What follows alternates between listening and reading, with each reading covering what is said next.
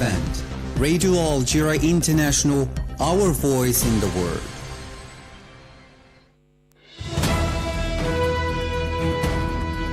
This is the English service of Radio Algeria International. It's time for the news. The President of the Republic, Supreme Commander of the Armed Forces and Minister of National Defense, Mr. Abdelmajid Tebboune, has offered his sincere condolences and heartfelt sympathy to the families of the two officers who died in the crash of a small military aircraft in the 1st Military Region.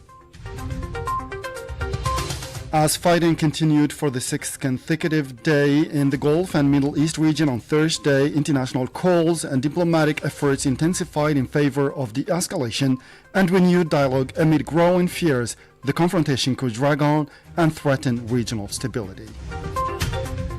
And 5 people were killed and 7 others injured earlier today in an Israeli airstrike on the city of Saron in southern Lebanon, bringing the death toll to 128 people.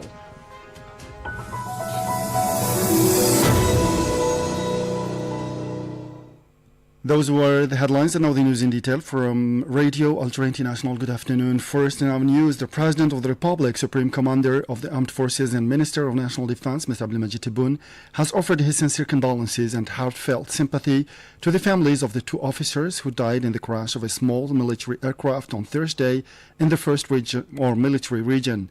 In his message of condolences, President Tebboune extended his sincere condolences and heartfelt sympathy to the families of the two martyrs officers, praying the Almighty Allah to bestow them with His forgiveness and abundant mercy during these holy days and to grant their families patience and forbearance while praying for the swift recovery of the survivors.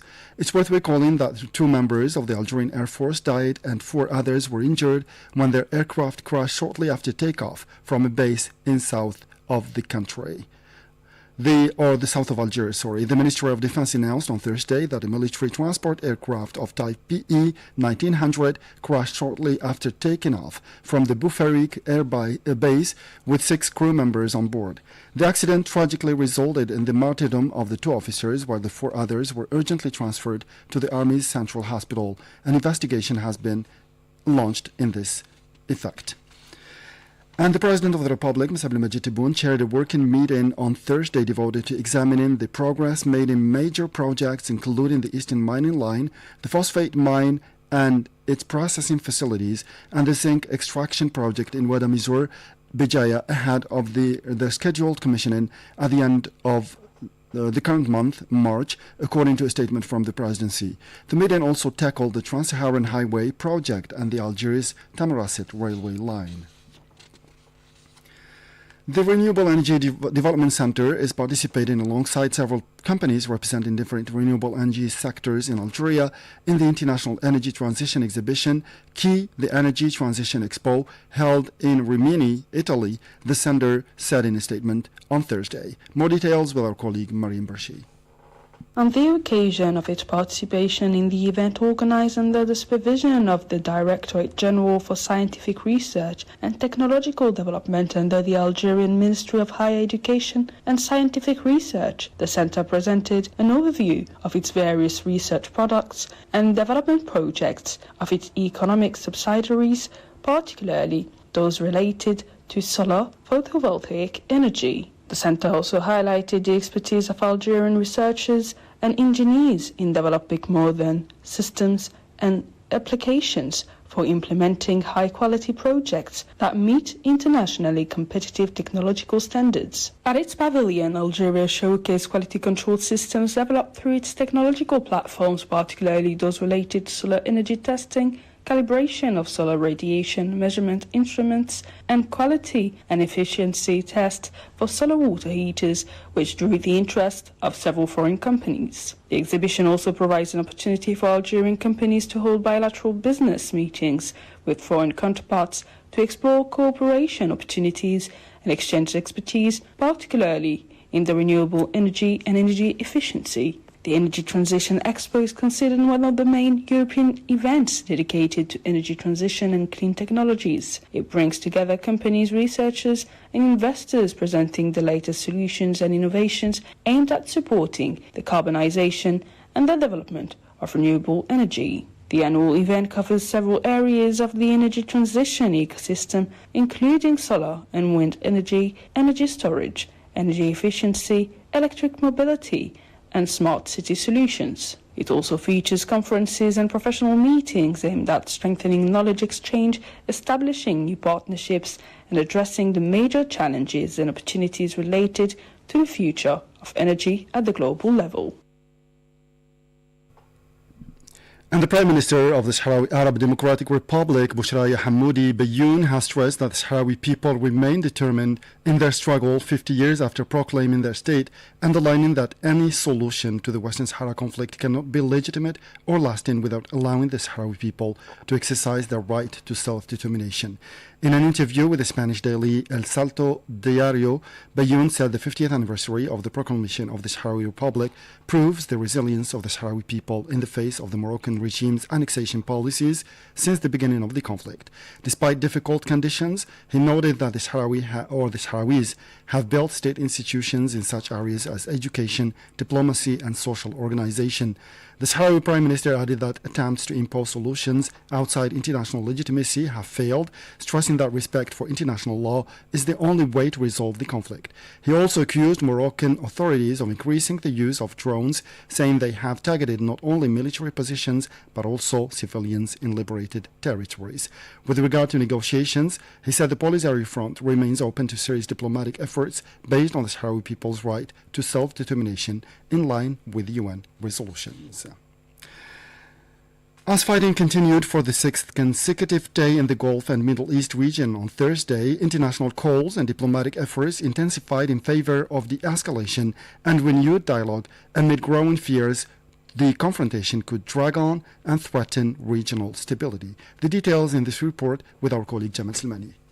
The World Health Organization reported an increase in incidents affecting medical staff and health facilities. Its Director General Tedros Adhanom Ghebreyesus stressed that the hospitals must be protected at all times and urged all parties to respect international humanitarian law and safeguard healthcare workers and patients. Experts from the United Nations Committee on the Rights of Children also voiced deep concern over the deaths of children and the impact of the conflict on young people, calling for an immediate and lasting ceasefire. Meanwhile, the Secretary General of the United Nations, Antonio Guterres, stepped up diplomatic contacts, urging de-escalation and dialogue to prevent a wider regional conflict. According to his spokesperson, Stéphane Dujarric, he met Iran's ambassador to the UN, Amir Saeed Aravani, as well as Oman's representative Omar Saeed Omar al-Khatiri, stressing the need to halt military operations and resume negotiations. For his part, the UN High Commissioner for Human Rights, Volker Turk, called for de-escalation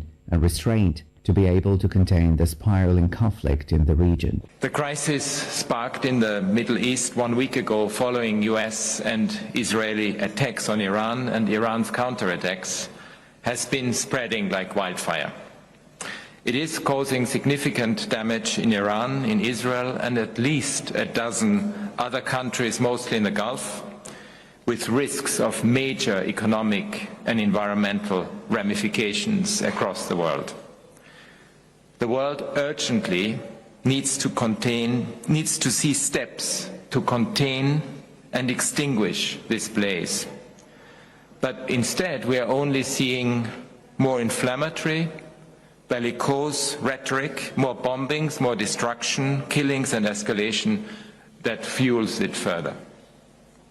Confusion has also been sown around international law, and some have openly derided the fundamental values of our common humanity. I urge the states involved to take immediate steps to de-escalate, to give peace a chance, and on other states to call clearly on those involved to pull back. Cool heads must prevail if we are to prevent further terror and devastation for civilians.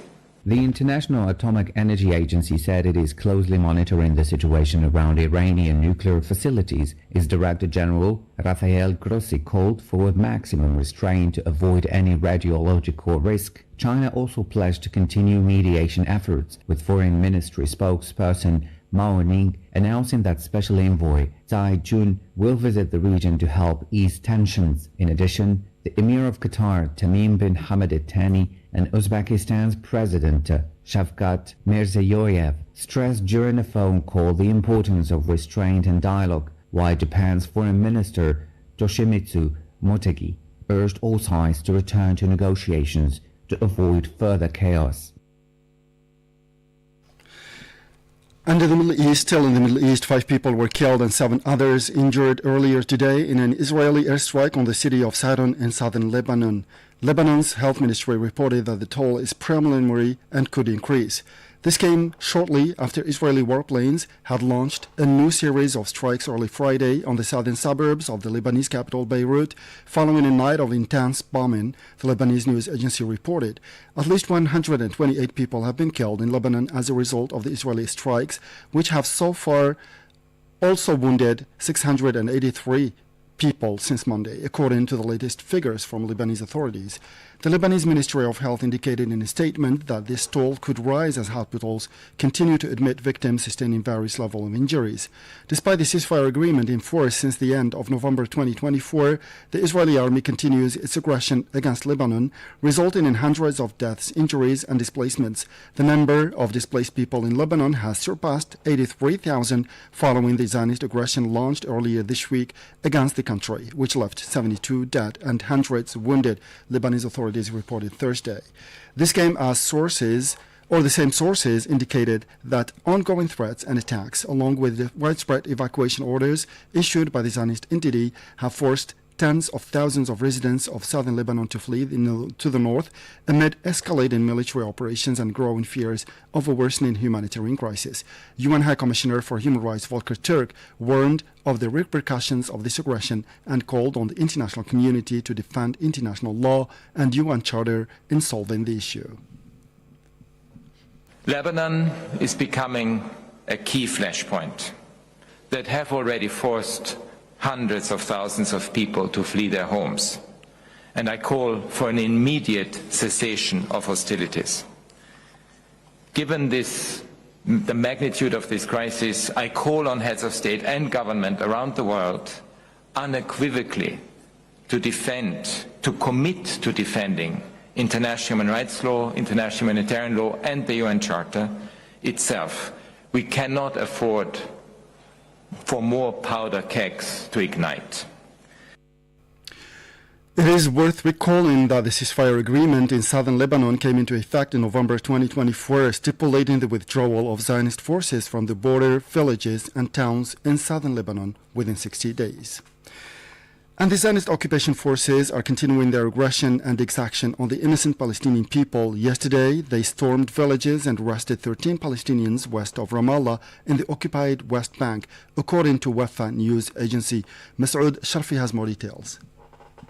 Security sources said that the forces raided the village of Beit al-Ur al-Tahti, searched several homes and arrested 4 Palestinians. 7 others were detained in Kharbath al-Misbah, while 2 more were arrested in the village of Safa and Beit Sira. The forces also closed entrance to several villages in the Ramallah area and carried out raids on dozens of homes. Raids and incursions by the Israeli forces occurred almost daily across the occupied West Bank and East al-Quds, often accompanied by arrests and the use of live ammunition and tear gas against Palestinians. This came as a Palestinian youngster was shot and injured Thursday evening during a raid by Zionist occupation forces on the villages of Kharbatha Bani Harith, west of Ramallah in the occupied West Bank. Security sources said occupation forces stormed the village and opened live fire, wounding the young man. In a separate raid on the village of Al-Maghayir, Israeli forces fired large amounts of tear gas at residents and their homes, causing dozens of suffocation cases, according to local officials. Meanwhile, the Euromed Human Rights Monitor said Thursday that Israeli occupation authorities are continuing what it described as an educational genocide in the Gaza Strip 28 months after the start of the war through policies preventing the resumption of education. In a statement, the group said the blockade, repeated bombing of educational facilities, the ban on reconstructions, and the restrictions on the entry of materials needed to rebuild schools and universities have left hundreds of thousands of students without access to regular education. According to the organization, more than 780,000 pupils have missed nearly 3 consecutive academic years, creating severe educational gaps and harming their future opportunities. The report also highlighted heavy losses in the education sector, with thousands of pupils and teachers killed or injured, and hundreds of schools and universities buildings destroyed, including facilities run by the United Nations Relief and Works Agency for Palestine Refugees, UNRWA.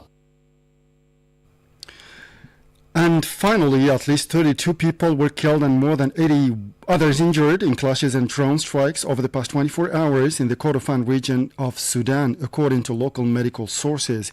The Sudanese army said it had retaken the town of Bara from the Rapid Support Forces RSF, a key front line in the battle for control of the country.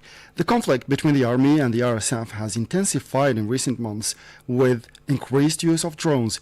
The war has already killed tens of thousands and displaced millions of people, creating what the United Nations describes as the world's worst humanitarian crisis. Recent strikes hit several towns in Kordofan, including Drilin, Al-Mujlad, causing additional casualties and worsening the humanitarian situation, which is already catastrophic. And with this last piece of news, we come to the end of this news bulletin. Time now for weekly programs devoted to the holy month of Ramadan. As for me, I'll meet you again tomorrow for a fresh edition of our news bulletin tomorrow. Thank you, and صحبتكم, and see you tomorrow. Thank you.